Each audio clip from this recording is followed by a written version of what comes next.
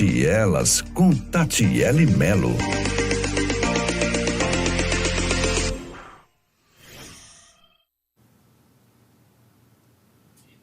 Olá, sejam bem-vindos a mais um programa. Gente, que alegria estarmos aqui mais uma semana para sermos edificados, abençoados por conteúdos relevantes concernente à vida cristã. E hoje nós vamos conversar sobre finanças no lar. E quem vai nos conduzir nessa reflexão, nesse ensinamento, é o Brian Hipp. Ele é pastor, ele é educador financeiro, consultor financeiro. Gente, ele tem muita experiência, trabalhou em multinacionais. Ele vai falar um pouquinho dele. Pastor, seja bem-vindo. Obrigado, Tati. É uma alegria estar aqui nessa manhã. Ai, que bom.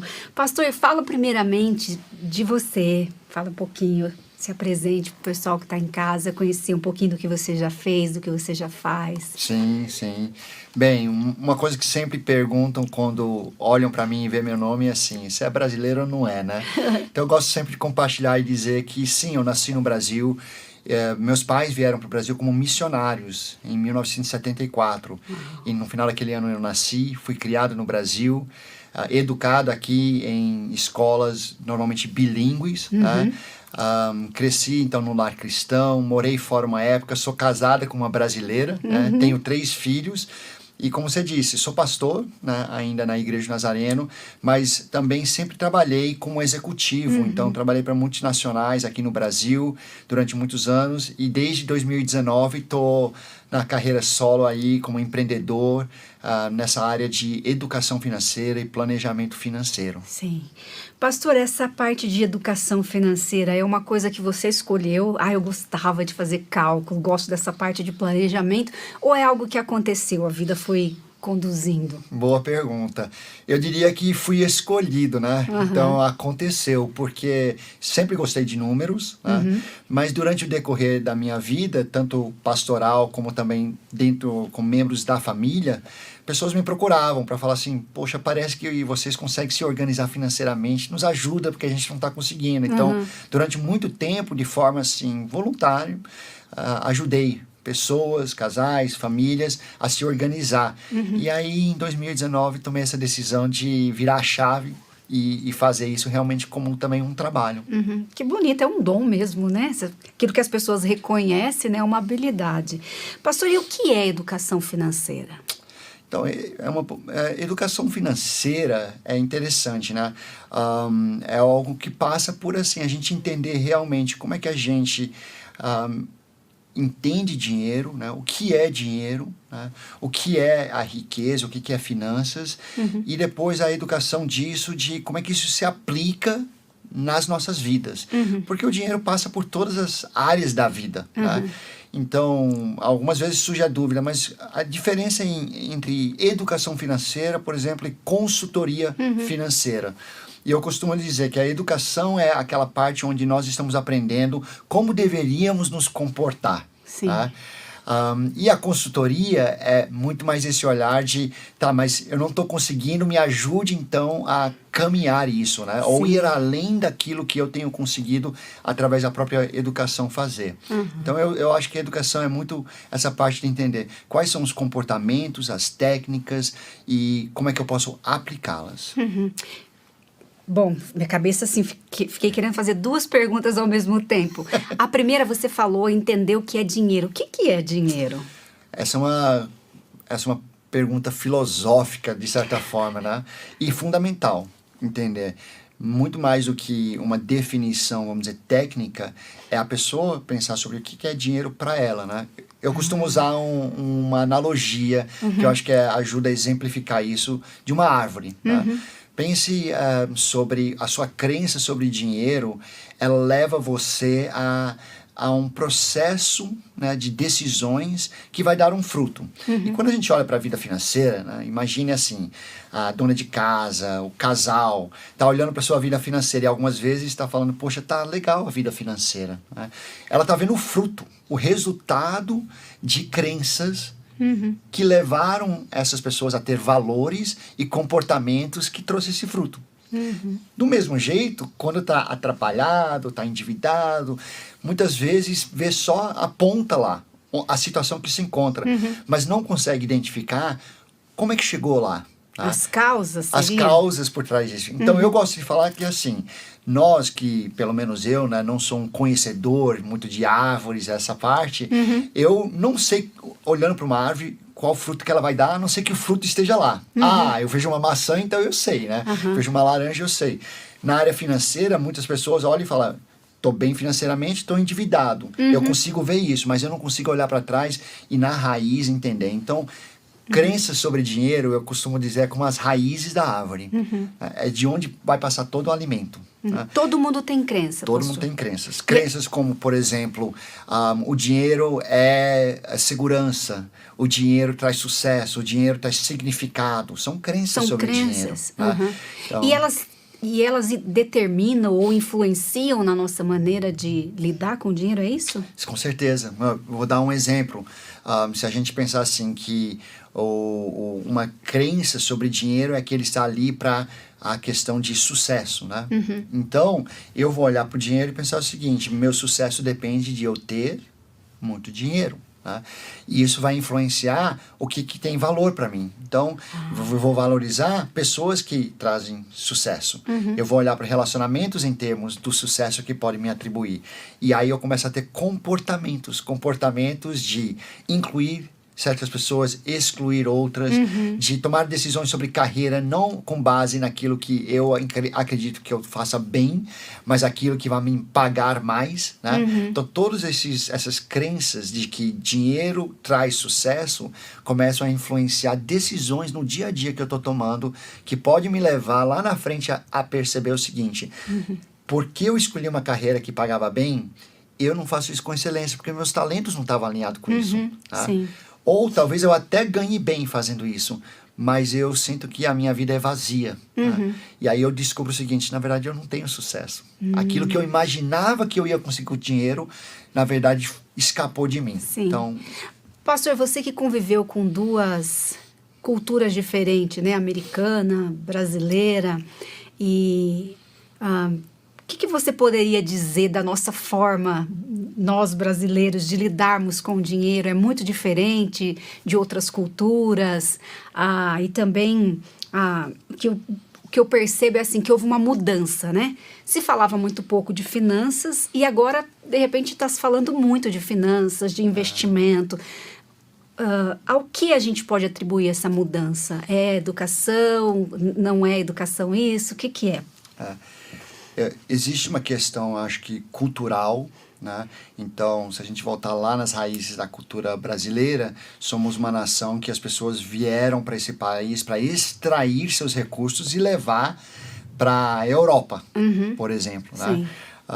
Minhas raízes americanas é uma cultura de um pessoal que deixou a Europa para fazer uma nova vida em um outro país. Então, não foram lá para extrair, mas sim para, daquela terra, ganhar a sua riqueza. Tá? Então, esses elementos estão presentes aí e influenciam a gente até hoje. Você pensa, mas isso é história.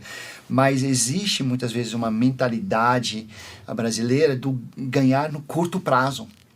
E não a disposição de entender, se eu fizer isso bem, eu ganho pouco hoje, mas eu vou ganhando todo dia. E a longo prazo eu posso fazer uma construção de uma vida financeira equilibrada e talvez muito mais sustentável do que o modelo de ganhar sempre no curto prazo. Tá? Então, isso é uma coisa que nós carregamos e que a gente vê uma mudança acontecendo. Né? Então, vários fatores. Eu fui criado numa época da hiperinflação. Né? E quem foi criado nessa época também se preocupava, porque o dinheiro valia menos no final da tarde do que valia de manhã, né? Então gastava-se pensando assim, preciso gastar agora porque a tarde vai... Agora, passou essa época e nós encontramos, mesmo assim, alguns dos mesmos gatilhos presentes no subconsciente do brasileiro e está começando o brasileiro perceber assim, não, peraí, vale a pena eu poupar para ter mais no futuro, ou poder, de repente, tomar decisões no futuro também, né? Pastor, fala um pouco para a gente sobre a relação de mordomia da palavra de Deus com relação a dinheiro, né? E como é que a gente, cristãos, o que seria o ideal para a gente lidar com o dinheiro de forma honrosa, né? Pensando na mordomia. Sim. Esse é um assunto que é muito importante e que algumas vezes se perde aí, né, nas nossas falas do que realmente é uma mordomia na área financeira. Primeiramente, eu acho que de forma ampla a gente entender que a mordomia cristã é muito mais do que só as nossas finanças. Tá? É a mordomia do mundo em que nós vivemos, que nós fomos chamados para cultivar e lavrar. Então, mordomia do nosso corpo, mordomia dos relacionamentos, tudo, né? Mas existe um lugar especial para essa questão da área financeira, porque Deus nos chamou para nós realmente sermos aqueles que usamos os recursos que Ele confiou em nossas mãos para os propósitos de Deus, né? Então, eu tenho uma definição de mordomia que eu gosto muito, de que é o seguinte, recursos dados por Deus para objetivos dados por Deus. Né? Nossa, que lindo! E que a gente então entende dessa forma, que tudo que nós temos, na verdade, é de Deus e Ele está confiando para nós como gestores, mas que Ele tem motivos pelo qual Ele confia nas nossas mãos recursos. E deveríamos estar perguntando para Deus, Deus, o que você quer que eu faça com o meu tempo, com meus talentos, com o meu recurso financeiro, com os meus relacionamentos? Lindo isso, pastor. Muito lindo. Pastor, e num lar cristão, né? Quem deve administrar? Quem é o homem ou é quem tem mais habilidade? Isso pode dar bastante pano para manga, hein? Mas... ou é os dois juntos, né? Vou trazer assim para... na prática, como é que funciona na minha própria casa. Né? Então, eu entendo que assim, a área financeira, como todas as áreas da nossa vida, a comunicação do casal é fundamental. Tá? Aliás, é interessante nesse trabalho de consultoria financeira, eu já vi muito a mudança que começa a acontecer no relacionamento do casal quando a conversa sobre finanças se torna uma conversa aberta. Muda. Uma conversa onde se compartilha as informações, Sim. onde se traça objetivos em comum, onde não se entende um ganha e o outro é o que está só gastando e entender. Não, um exemplo disso por muito tempo eu como executivo, só pude ser o executivo que eu pude me dedicar ao trabalho porque eu tinha uma esposa que também trabalhava, né, mas que assumia muito dessa responsabilidade de coisas que eu não ia poder fazer porque eu estava viajando, porque eu estava... Então, é sempre essa ideia de que assim, as finanças é algo nosso, né? E então, respondendo à pergunta, né, de forma prática, lá em casa como é que funciona? Eu sou muito bom para organizar, para pensar no investimento, pensar nisso. Agora, no dia a dia, lembrar que tem que pagar essa conta em tal dia, a minha esposa é muito melhor que eu. E, portanto, pagar as contas está na mão dela. Sim. Então, é algo compartilhado na casa de vocês. Você cuida de uma parte e ela de outra, é isso? Sim, e muito alinhado com essa questão do que quais são nossas habilidades de cada um. Né? Pastor, você disse que tem 3 filhos, né? Sim. E as crianças ou os adolescentes, eles devem participar do planejamento familiar ou eles devem saber, né, sobre o orçamento doméstico? O que se orienta?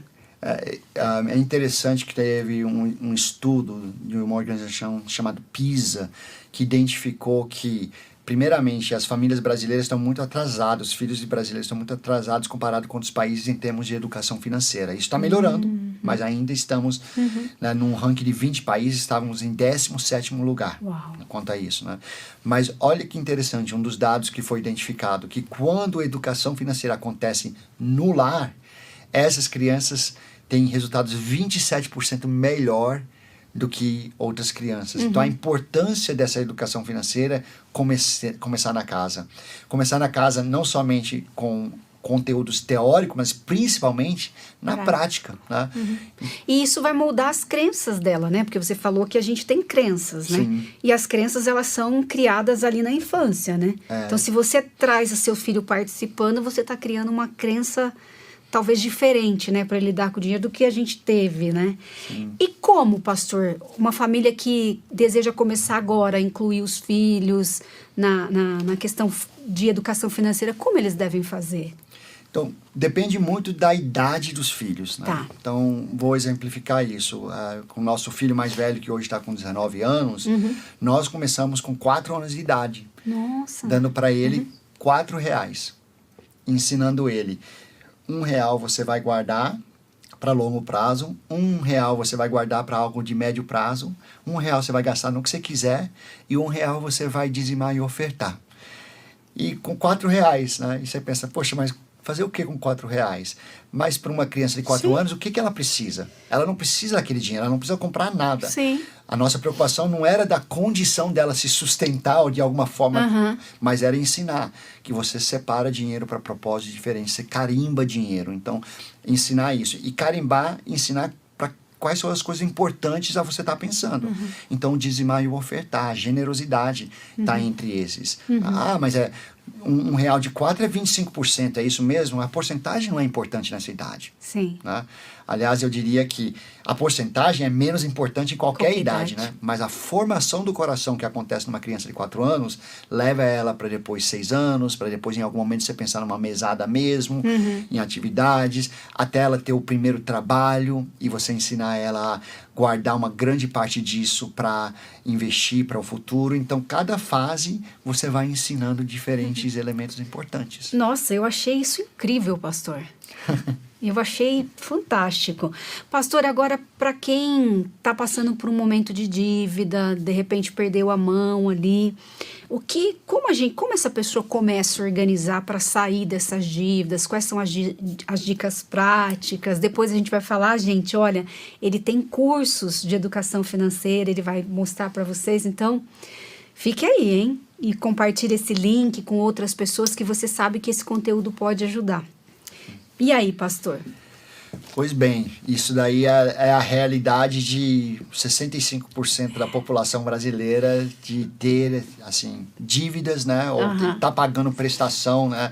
Aquela famosa, cabe no orçamento a prestação, mas não cabe no orçamento a compra do bem, né? Então a gente vai parcelando até o momento em que a gente algumas vezes perde a mão. Sim. Perde a mão porque fica desempregado, perde a mão porque tem uma emergência. Tem uma emergência de saúde, por exemplo, ou outra, ou porque simplesmente quando você soma as parcelas de 1, 2, 10, 15 itens, aquele valor já começa a ultrapassar o que realmente teria para o mês, né? Então, como é que sai desse cenário? Então, eu acho que em primeiro lugar é reconhecer que precisa imediatamente parar esse processo de comprar parcelado, porque já está estourando o valor mensal. Eu costumo dizer que o começo de um bom planejamento financeiro é você saber para onde está indo o dinheiro. Então, eu sempre incentivo o casal a fazer um relatório de 30 dias, que é aquele processo de começar e anotar todo dia, cada centavo que gasta. Fui lá, tomei um cafezinho, anota, né? Sim. E anotar isso durante um período de 30 dias.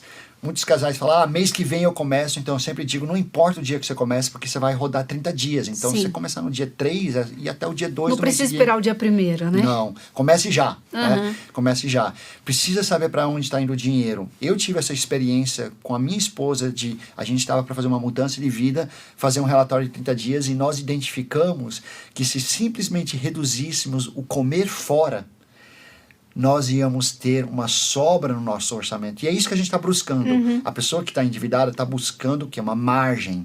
Ela precisa criar essa margem para começar a, primeiramente, pagar essas dívidas e sair desse cenário. Sim. Mas para fazer isso, ela precisa saber para onde está indo o dinheiro. Sim. E a maioria das vezes nós não sabemos. Então, o primeiro passo é anotar por 30 dias tudo que essa família gasta. Sim. Né? Anota ali. E aí, o segundo passo é parar com as parcelas. Seria isso? E não esperar os 30 dias. Então, imediatamente entender o seguinte, assim, nós, a partir de agora, só vamos gastar aquilo que nós temos em mão. Né? Então, nós não vamos passar cartão de crédito, porque já estamos agora gastando mais do que entra. A gente precisa fechar esse ciclo. Então, parcelamento só em questão realmente de emergência de saúde. Né? Segundo, fazer esse relatório de 30 dias, né? E aí, a partir disso, começar, então, a atacar as dívidas. Algumas vezes, a gente recomenda a família olhar para algum ativo, algum patrimônio que tenha, que possa vender para sair desse cenário também. Então, algumas vezes tem uma TV, tem um computador, tem algo que não está usando e que, mas eu vou perder dinheiro. Mas você vai perder dinheiro ou aqui e resolver seu problema de dívida, ou você vai continuar perdendo dinheiro em juros. Uhum. Então é melhor, algumas vezes, você abrir mão de um patrimônio que você não usa para resolver uma questão de juros que você está pagando, né? Uhum, sim, nossa, muito legal. Pastor, e como é que a gente deve enxergar, por exemplo, a questão do cartão de crédito? Eu sei que cada família, cada pessoa tem uma situação, né? Mas quais são os cuidados que a gente deve ter na hora de usar o cartão de crédito? Eu sei que isso é uma coisa que é muito falada, mas pouca praticada, né? A gente vê os números aí, mas o que você diria para as pessoas em casa, assim? Como é que... tem caso que a pessoa realmente tem que aceitar que não é para ela cartão de crédito é para todo mundo, cartão de crédito é para parcelar o básico do dia a dia, não é? Como é que é? Vamos pensar numa família média brasileira, né? Sim. Não nos casos extremos aí. Bem, cartão de crédito, ele é uma ferramenta, né? E ele é uma ferramenta que é usada para, quando foi pensado inicialmente, era simplesmente com a ideia que nem sempre estava com o dinheiro ali, era mais fácil, passa o cartão e eu chego lá e no final do mês eu vou quitar isso, né? O primeiro cartão de crédito foi um clube de homens que saíam para almoçar junto, e em vez de cada um pagar a conta, cada refeição, combinaram com o restaurante assim, a gente paga no final do mês, e aí saiu o Diners Club, né, inicialmente. Então, era essa ideia de que assim, a gente tem o recurso, mas dá muito trabalho na hora lá, dividir, fazer e carregar o dinheiro, né? E acho que esse é o conceito fundamental. A gente tem o dinheiro. Nós estamos usando o cartão não mas porque eu já nos tenho falta dinheiro o dinheiro, ali. mas sim porque eu estou facilitando algumas outras coisas, né? O desafio é que muitas vezes a gente está usando o cartão de crédito Sem ter o dinheiro. acreditando no que eu chamo do mito do dinheiro futuro, né? E qual que é o dinheiro futuro? Ele é o salário que vai entrar mês que vem. Por que mito, pastor? É porque não existe dinheiro futuro, tá? Só existe dinheiro que está na nossa mão agora, né? Mas a gente vive como se o dinheiro futuro fosse garantido, né? Que a gente vai receber o salário, que a gente vai receber algum valor lá na frente. Mas enquanto não entra na nossa conta, não é o nosso dinheiro, né? Então, o cartão de crédito, quando ele é usado contando com o dinheiro que vem ainda pelo futuro, aí é onde a gente começa a se enrolar, né? Então, pergunta é, cartão de crédito é para todos? Cartão de crédito, ele é para todos que entendam que eu estou gastando dinheiro que eu tenho. Não dinheiro que eu acho que vou ter, mas dinheiro que eu tenho. Sim. Tá?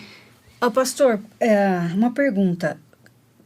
Tudo que eu recebo vai para pagar cartão de crédito. Como sair disso? Se eu tenho que usar o cartão de crédito quando eu já tenho dinheiro, mas o que eu recebo já vai para pagar o cartão de crédito. E esse é um ciclo, novamente. Então, o que está acontecendo nesse cenário? Tudo que eu ganho e mais um pouco eu estou gastando. Então, eu estou gastando mais do que eu ganho, né? Então, se essa é a situação hoje, primeira coisa é que tem que parar de usar o cartão de crédito. Imediatamente. Para que esse número mensal comece a baixar para um patamar que você realmente esteja dando conta. Tá? Segundo, talvez vai ter que negociar essa dívida do cartão de crédito. O que você não quer é entrar num cenário onde você esteja pagando um crédito rotativo em cima disso, né? Então, algumas vezes falar, eu cancelo o cartão, parcelo isso, vou pagar um pouco de juros, mas coloco isso dentro de um patamar que eu consigo pagar mensalmente. Tá? E passo ao quê? Pagar e cumprir aquilo e começar a fazer uma reserva de emergência, que é fundamental, né? A construção dessa reserva de emergência. Eu diria que são os 2 passos que precisa tomar. Pare de usar o cartão. Se for necessário, negocie o parcelamento da dívida desse cartão e comece a fazer uma reserva de emergência. Certo. Joelma, bom dia. Obrigada, querida, pela sua audiência. A Eunice Choubel, um beijo também. Rose. Gente, esse nome aqui... Miyuki, é isso? Se eu não falei correto... É a Sandra Miyuki. Sandra, bem-vinda ao nosso programa. Gente, podem fazer as perguntas. Pastor, vamos ensinar de uma forma prática aqui uma família que ganha R$5.000. Como é que ela faz as divisões aí? Muito bem. Então, eu acho que uma forma de pensar sobre a divisão do dinheiro, eu gosto também de usar a ideia de comer uma pizza, né? Então, você tem uma pizza ali. A pizza, você pode fatiar ela como você quiser. Se ela não vier fatiada, né? Vamos imaginar, você recebe a pizza e não está fatiada ainda. Você fatia ela do jeito que quiser. E eu costumo dizer que, na verdade, pensando em dinheiro, existe somente 5 fatias. Tá? E a gente pode decidir como fazer isso. Tá? Então, quais são essas 5 fatias? A primeira delas é o viver. Então, aquilo que eu gasto para comida, transporte, educação, saúde, tudo que acontece dentro de uns 30 dias de mês, né, é o viver. Segundo, é para pagar os impostos. Terceiro, é para pagar as nossas dívidas. Quarto, é para a gente poder investir para o futuro. Né? E o quinto é a nossa generosidade, nosso doar. Né? Então, R$5.000, como é que eu vou dividir isso? Então, o ideal é, na verdade, que você divida pensando primeiramente, né? Como cristão, eu costumo dizer, a primeira coisa que você deveria entender é que os R$5.000 não são seus. Foram dados por Deus. Então, a primeira coisa que você deveria fazer é ter um bom bate-papo com Deus. E falar, Deus, desses 5.000, quanto que você quer que eu separe? Para o meu dízimo, para ofertar, né? E eu entender assim, é esse valor que eu vou separar, porque é onde eu encontro paz e entendo que é o que Deus quer de mim. Tá? Que é uma coisa que eu acho importante para o cristão lembrar. A gente vive numa sociedade onde algumas vezes o ofertar é essa ideia também da espontaneidade. Senti no coração e fui lá e ofertei. E isso pode acontecer, eu creio que isso é possível. Mas eu também creio que o cristão pode planejar a generosidade. Sim. E numa conversa de intimidade com Deus, pode chegar a entender o seguinte, é esse valor que eu vou separar todo mês. E desse valor, uma parte eu estou mandando, eu estou deixando lá na minha igreja, e uma parte está aqui na minha mão, não é meu, como nada é meu, Sim. mas que eu estou aguardando Deus trazer para mim onde eu vou gastar isso. Então, eu diria, R$5.000, primeira coisa, é quanto que você vai separar para ofertar, dizimar, para praticar generosidade. Depois, olhar e falar, quanto que eu vou separar para crescer? Né? E aí eu normalmente recomendo que o crescer seja próximo, se possível, de 10% também. Tá? Então, de R$5.000, R$500 minimamente. Esse crescer é o guardar. É o investimento. Investimento. De médio, curto, médio e longo prazo. Tá? E aí separar. Então, vamos dizer, R$500 para isso. Tá? Depois você começa a vir para trás. Então você faz o doar, o crescer. Depois você tem aqui a parte de impostos, você tem a parte de suas dívidas, né? Então você vai chegando aqui, e aí, lá no final, a última fatia é o viver. E eu acho que esse conceito para os R$5.000 é importante pelo seguinte, você já viveu aquela experiência de falar assim, poxa, ficou apertado esse mês, eu queria ter saído mais, eu queria ter feito isso e eu não consegui. E começa a gerar em nós um sentimento de falta de contentamento. Tá? Sim. Agora, e se nós trabalharmos isso de trás para frente? O que sobra aqui, nós podemos orar e falar, esse é o pão nosso de cada dia. Isso é o que eu tenho para viver. E quando eu vivo com isso, eu encontro contentamento. Eu falo, Deus, é isso, obrigado. Tá? Alguns meses, o pão nosso tem um requeijão nele, outros meses vai ser só manteiga. Tá? Mas o entendimento é, eu já ofertei, já separei o crescimento, já paguei minhas dívidas, já paguei meus impostos, e é isso. Tá? É muito importante. Pastor, quem está endividado, né, deve dar o dízimo? E aí? É uma boa pergunta. O que é o dízimo, né? Então, o que é o dízimo, o que é o ofertar? Eu já aconselhei, eu acho que isso é uma conversa pastoral, primeiramente, né? Então, o dízimo é muito mais do que um valor financeiro, acho que isso é importante trazer. Então, o que é o nosso dízimo? Nosso dízimo é assim, é separar aquilo e ofertar para Deus aquilo que já é dele, né? Mas, algumas vezes, um casal se encontra numa situação de dívida e eles precisam pensar em o dízimo deles ser talvez a doação de tempo deles, talvez é algum patrimônio que eles podem vender ou doar, né, que vai ser dessa forma. Né? Mas eu acho que o princípio do dízimo é essa ideia de que eu não estou escolhendo, mas eu estou entendendo que eu tenho uma obrigação, né, de estar entregando ao Senhor. Tá? Então, é uma pergunta, assim, peluda essa, tá? Sim. E já teve momentos em que a minha conversa com o casal foi, conversa com o seu pastor, entenda com o seu pastor se ele entende que vocês podem fazer dessa forma, tá? Mas seja obediente dentro daquilo que você está ali, onde você está congregando, Sim. a forma que seu pastor conduz isso daí. Sim, amém. Pastor, mostra pra gente os materiais que você trouxe para Sim. quem está em casa e está perguntando assim sobre onde buscar esses recursos, de aprender um pouco mais sobre planejamento. Sim. Então, esse material aqui é um curso de finanças EAD. Está disponível para a pessoa fazer online. Tá? E ele é um curso que passa por 14 módulos, onde a pessoa vai aprender a fazer, entender o que é dinheiro, vai aprender a definir quais são seus valores, vai definir como é que são seus objetivos, então fazer um plano SMART, vai aprender a fazer orçamento, vai aprender a negociar dívidas, vai aprender a começar a fazer aquela reserva de emergência, tá? E também fazer análise de o quanto é o suficiente. Então, o que eu vou precisar para aposentadoria? Então, esse é um curso de 14 módulos. Eu costumo dizer que aplicando e fazendo o curso é um curso que a pessoa vai demorar 6 meses a 1 ano, não porque ela demora tudo isso para passar pelo curso, mas porque na hora de aplicar, ela vai voltar e vai retrabalhar temas e tudo. Mas, pegando novamente uma analogia, eu diria que esse curso é aquela ideia de que quando você vai na academia e eles te passam o treino para você fazer, Sim. esse é o treino. Tá? Agora, quanto que você vai cumprir o treino, cabe a cada um de nós. Sim. Tá? Esse é um curso para casais mesmo. Tá? E está disponível tanto com a apostila impressa, como também só digital. Tem as duas opções. Tá. Tá? Gente, a nossa equipe acabou de colocar embaixo para vocês nos comentários o site de onde você acessa esse curso para você ter mais informações. E o Muito outro, bom. pastor?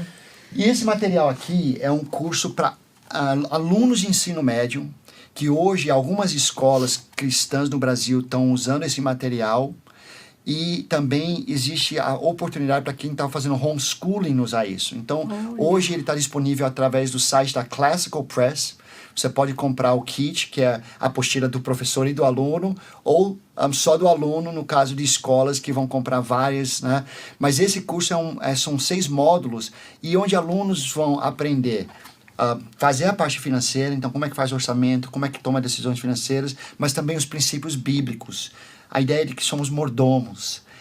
Vai aprender o que a Bíblia nos diz sobre dívidas. Vai aprender como é que a gente realmente planeja de acordo com o que as Escrituras têm para nos ensinar. Então, esse curso é um programa que foi trazido dos Estados Unidos, mas foi adaptado para a nossa cultura, com exemplos mais culturais, e já está disponível tanto para escolas como para homeschooling. Pastor, como você trabalha... Como você trabalha aconselhando casais, vendo as dificuldades financeiras, o que o senhor colocaria para a gente aqui, que o senhor acha importante falar para o pessoal que está em casa sobre esse tema? Sim, então, você que está ouvindo isso e de repente percebe que a área financeira é uma área que muitas vezes traz discussão, tá? O que eu tenho visto é que quando um casal começa a conversar sobre esse assunto e realmente abrir para vamos trabalhar isso junto, o relacionamento conjugal melhora. Olha. Porque a área financeira, o dinheiro, ela é sintomática daquilo que está no nosso coração. Então, se nós tratamos como trabalhamos o dinheiro, nós também estamos tratando nosso coração. Jesus, né, Mateus 6 nos diz, onde estiver o seu tesouro, ali estará seu coração.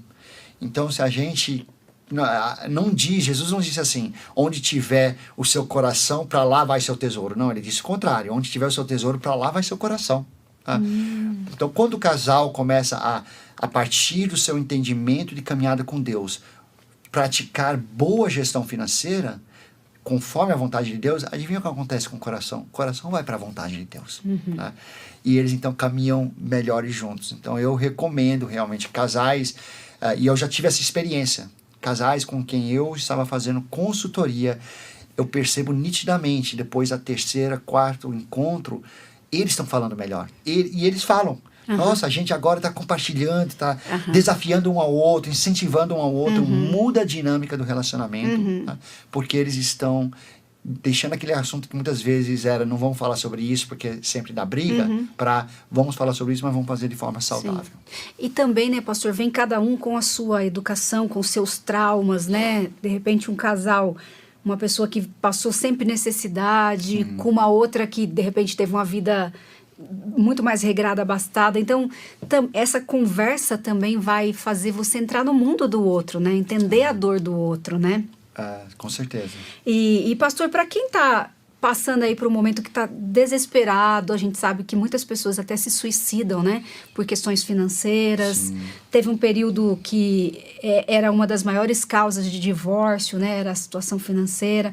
Para quem está nesse ponto, assim, que olha e fala, não dou conta de pagar, não vejo esperança, não consigo. Tem alguma história, algum caso que você acompanhou e que realmente a pessoa conseguiu sair? O que você falaria para essas pessoas? Bem, primeiramente, o que eu falaria para essa pessoa é que a sua vida financeira não define a sua vida. As suas finanças é um meio pelo qual Deus trabalha o seu coração. Mas a nossa identidade está em Cristo. E a nossa identidade está em Deus e Ele é o dono de todo o ouro e da prata. Né? Então, a primeira coisa que eu diria para essa pessoa é não permita que essa ideia, e essa ideia, na verdade, é o que Cristo estava atacando quando ele falava sobre mamon. Mamon, essa ideia de que nossa definição de identidade está no dinheiro. Não faça isso. Segundo, procure ajuda. Procure ajuda. Procure alguém que possa ajudá-los a, de forma externa, olhar para a sua situação financeira e ajudá-los a organizar. E entenda que isso vai demandar tempo. Então, vou pegando um caso específico, sim, de um casal que, quando começamos a trabalhar junto, o sintomático é assim, eles gastavam sempre mais do que ganhavam. Usavam cartão de crédito. Então, qual foi o meu papel? Meu papel foi simplesmente dizer, isso daqui é supérfluo, isso precisa sair da sua vida. E ajudá-los a entender, isso tem que cortar, isso tem que cortar. E algumas coisas dói cortar, mas era o necessário. Ajudá-los a entender, então, essas coisas precisam sair, e aí vamos começar a organizar isso. E não foi rápido. Aliás, dependendo da situação, pode demorar anos para resolver uma situação financeira. Mas o casal já começa a mudar a esperança a partir do momento que percebe, vai demorar, mas agora tem um fim isso. Porque nós já fizemos o cálculo e dá para perceber. Se continuarmos fazendo isso aqui, daqui para alguns é 3 meses, 1 ano, 5 anos, mas tem um fim. E começamos a caminhar nessa direção. Então, tem essa clareza de que existe um fim para esse cenário, mas que provavelmente vocês vão precisar de ajuda de alguém externo que emocionalmente não está tão envolvido para ajudá-los a perceber isso. Sim. Pastor, você falou uma frase aí que as finanças Deus usa muitas vezes para trabalhar o nosso coração. Como é isso? É interessante, porque eu costumo dizer para as pessoas que o dinheiro ele tem 3 funções na nossa vida. Né? A primeira função dele ele é um teste. Ele testa o nosso coração. E ele testa tanto na abundância como na escassez. Tá? Então, quando nós temos muito dinheiro, ele também testa o nosso coração. O que a gente vai fazer? E aí, muitas vezes, a gente percebe que na abundância as pessoas começam a se afastar de Deus. Sim. Porque começam a fazer do seu dinheiro... Tem até uma parábola que Jesus conta, né? Sim, do jovem rico, né? Sim, sim. A Bíblia, Jesus fala muito sobre dinheiro. Tá? Jesus fala muitas parábolas sobre dinheiro. Tem a do jovem rico, né? Que vai embora triste, porque ele tinha muita riqueza. Ele fazia todas as outras coisas, né? Agora, a minha parábola favorita que Jesus conta é do rico insensato. Que começa a ter uma abundância de riqueza, e qual que é o pensamento dele? Eu vou destruir esse celeiro e fazer celeiros maiores para guardar toda a minha riqueza, e aí eu vou dizer o quê? Amigo, agora come, beba e descansa. E ele, quando ele usa essa linguagem, ele está falando, quem que é esse amigo desse homem rico e insensato? É ele mesmo. E aí Jesus diz para ele, sou tolo. Hoje mesmo a sua vida será demandada de você. Porque você não foi rico e generoso para com Deus. Então, o que acontece? Testa o nosso coração na abundância. E testa o nosso coração na escassez. Agora, o interessante é que quando testa o nosso coração na escassez, muitas vezes a gente lembra de que a resposta está em Deus e a gente busca Ele. Tá? Então, a primeira forma que o dinheiro trabalha no nosso coração é um teste. A segunda forma que o dinheiro trabalha no nosso coração é que o dinheiro também é uma ferramenta. É um meio e não um fim. Então, ele é usado para conduzir o nosso coração para onde ele deveria realmente ir. o desafio é que muitas vezes a gente inverte isso, a gente começa a fazer do dinheiro o fim, como eu falei mais cedo, né? Então a gente escolhe carreira pensando em mais dinheiro, a gente escolhe esse investimento pensando na rentabilidade. Até né? o nosso valor, muitas vezes, né? No quanto a gente tem, né? Exatamente. Então, é entender que o dinheiro ele é uma ferramenta para um outro fim. E esse fim deveria ser definido por Deus. E a terceira coisa, ele é um testemunho. Então, em que sentido? Né? Paulo, quando escreve para a igreja de Corinto, ele diz o seguinte, que vocês pudessem aprender com a igreja da Macedônia, que mesmo em sua extrema pobreza, praticou uma generosidade assim, esbanjadora. Tá? Então, a palavra de Deus está constantemente nos dizendo, ensine em Tessalonicenses 6, nos diz, ensine aos ricos desse mundo a usar os seus recursos para cuidar. Então, que eles não coloquem sua confiança em seu dinheiro. Então, é um testemunho. A gente pode falar sobre dinheiro e pode falar sobre a bênção de Deus, mas as pessoas olham como a gente gasta nosso dinheiro. E como a gente usa o nosso dinheiro fala muito mais alto do que qualquer discurso que a gente tenha. Ah, muito lindo isso. Pastor, muito obrigada. Passou rápido, né? Muito gostoso te ouvir, muito gostoso aprender com você. E eu quero agradecer todas as pessoas que estão em casa nos assistindo. E, gente, acho que uma lição que fica aqui é muitas vezes também a gente reconhecer que não consegue sozinha, né, pastor? A gente estava conversando isso no intervalo. Então, tem aí ajudas, tem aí maneiras de você buscar auxílio para essa área da sua vida. Tem alguma coisa, pastor, que o senhor queira deixar, finalizando o pessoal em casa, de mensagem? Eu diria... a principal coisa que eu quero incentivar as pessoas a entenderem é que realmente a importância da gente colocar Deus como dono de tudo nas nossas vidas. E entender que o dinheiro ele tem uma tendência a fazer a gente olhar cada vez para o nosso próprio umbigo. Tá? E que o que a palavra de Deus quer nos ensinar é que nós somos mordomos de um reino. Que a gente precisa elevar a cabeça e olhar para esse reino, entender que, para exemplificar isso, para fechar hoje, que nem todo recurso que entra em nossa vida é para o nosso próprio consumo.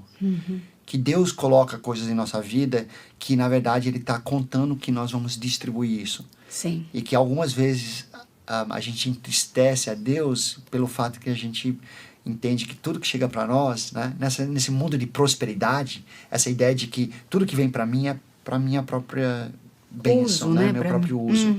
Então, entender o seguinte, que o que passa por nossas mãos, passa por nossas mãos como mordomos, para o cuidado da nossa família, mas também para a prática da generosidade. Sim, sim. Gente, como vocês sabem, nós temos uma plataforma chamada Telmídia, e ali você vai encontrar conteúdos cristãos para você e para toda a sua família, para vocês serem edificados, para também ter momento de lazer, com conteúdos que você sabe que não vai de forma alguma influenciar de forma negativa seus filhos. Então você pode acessar, nossa equipe colocou aí embaixo também. E eu gostaria de finalizar esse programa orando, pedindo ao pastor para orar, para que o Senhor nos dê essa sabedoria, essa paz de perguntar a Ele como é que Ele gostaria que nós usássemos o nosso dinheiro. Isso marcou muito meu coração, pastor, porque normalmente a gente se preocupa em ser fiel ao dízimo, mas o restante é como se agora eu posso gastar como eu quiser. Eu achei isso, ficou muito ao meu coração. Então nós vamos orar. Orem em casa também, feche os seus olhos, baixe sua cabeça e apresente a Deus suas finanças. Pastor, o senhor ora pra gente? Claro. Senhor nosso Deus, né, nesse momento somos lembrados da Tua palavra que nos diz que se alguém precisa de sabedoria, que peça a Ti. E que Tu és um Deus que dá sabedoria com generosidade. Ó Deus, e estamos pedindo isso. Deus, pedimos que o Senhor esteja conduzindo cada pessoa que está ouvindo isso, cada dona de lar, Senhor, cada a mulher que trabalha, cada marido que possa de repente estar ouvindo ou sendo convidado a ouvir isso, e que nós possamos entender, Senhor, que tudo que temos, tudo que somos é pela Tua graça e Tua misericórdia, e que nós possamos encontrar contentamento em Ti, Senhor, que nós possamos como salmista poder dizer: o Senhor é o meu pastor e portanto nada me falta. Nós possamos experimentar dessa vida, que nosso coração seja conduzido para esse lugar de total confiança em Ti, e onde nós podemos então praticar, Senhor, uma vida abundante, uma vida plena, uma vida que satisfaz. Assim oramos no nome de Jesus Cristo. Amém. Amém. Gente, muito obrigada. Até a próxima semana, às 10 horas, aqui no canal da Telmídia. Deus abençoe.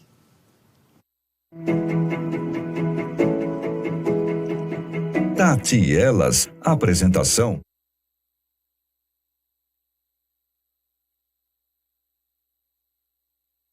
Gravado no estúdio Comeve, um programa Telmídia, www.telmedia.com.